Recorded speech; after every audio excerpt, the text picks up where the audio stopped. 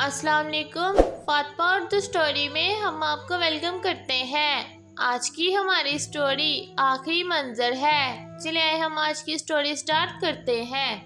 فہمیدہ کوثر، کچھ رقم رکھ لو۔ فضل نے پوٹری رضیہ کے ہاتھ میں تھما دی۔ یہ کس لیے؟ وہ پوٹری کو گھورتے ہوئے بولی۔ سلطان کے آپریشن کے لیے، فضل نے رازداری سے کہا۔ لیکن اتنی رقم کہاں سے آئی؟ وہ تھوڑا سا پریشان ہو گئی۔ تمہیں اس بات سے کوئی مطلب نہیں ہونا چاہیے، فضل نے گفتگو کا اظہار کیا۔ رضیہ خاموش کھڑی رہی۔ فضل کمرے میں آیا جہاں سلطان بخار سے پھینک رہا تھا۔ میں چلتا ہوں، فضل نے رضیہ کا کندھا تھپتھپایا۔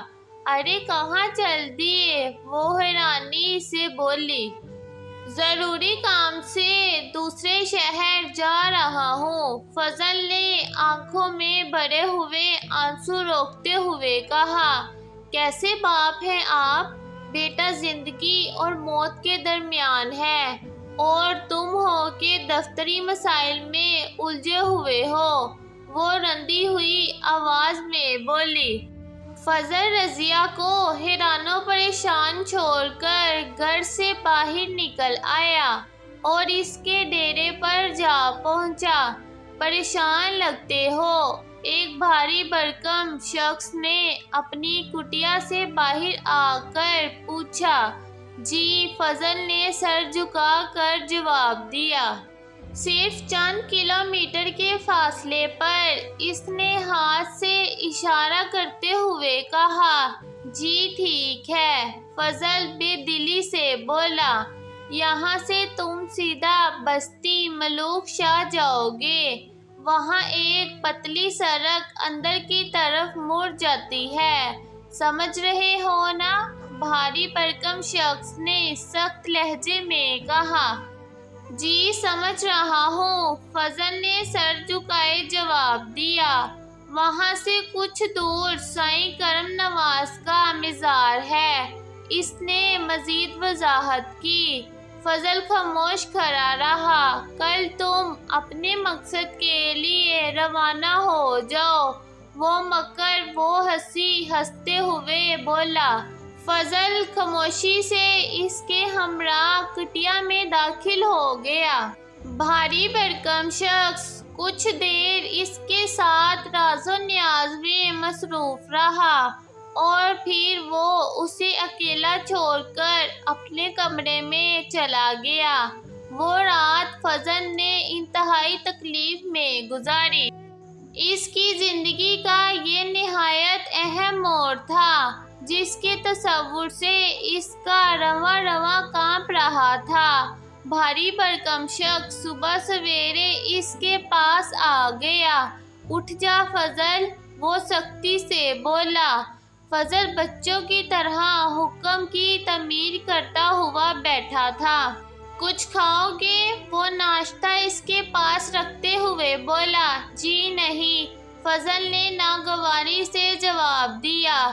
کیوں؟ اس نے فضل کی آنکھوں میں آنکھیں ڈالتے ہوئے کہا۔ دل نہیں چاہ رہا، فضل کی آنکھوں میں آنسو آ گئے۔ دیکھ فضل، ایسے کاموں کے لیے حوصلے اور دلیری کی ضرورت ہے۔ تو سلطان کی فکر نہ کر، وہ تندرست ہو جائے گا۔ اب تو بے فکر ہو جا۔ اس نے فضل کا کندھا تھپتھپایا۔ وہ بول رہا تھا اور فضل اس کی باتیں سنتا رہا۔ فضل اس کو الوداع کہہ کر سڑک پر نکل آیا۔ اس نے ہاتھ کے اشارے سے بس کو اشارہ کیا اور اس میں بیٹھ گیا۔ پونے گھنٹے کی مسافت کے بعد وہ بستی ملوک شاہ میں تھا۔ بس سے نکل کر وہ پتلی سڑک کی طرف نکل گیا۔ بستی ملوک شاہ سے چند گزر پہلے خطبی سا شخص اس کے سامنے آ کھڑا ہوا۔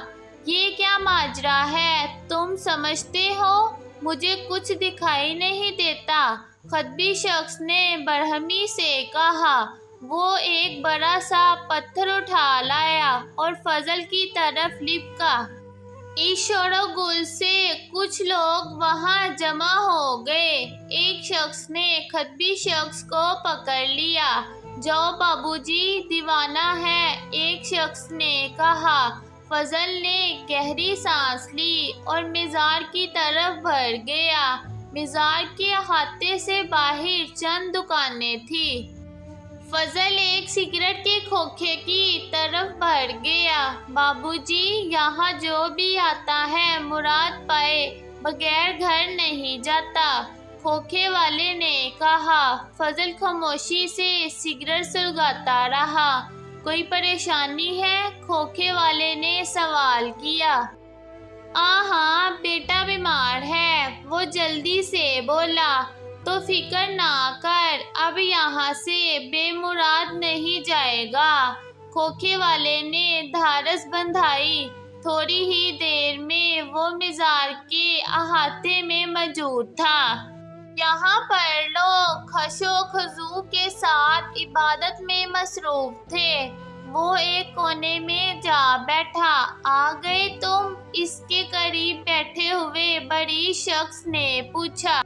ہاں، فضل نے آہستگی سے جواب دیا۔ وسط میں چلے جاؤ، بڑی شخص نے احاطے کی طرف اشارہ کیا اور وہ احاطے کے وسط میں آ بیٹھا۔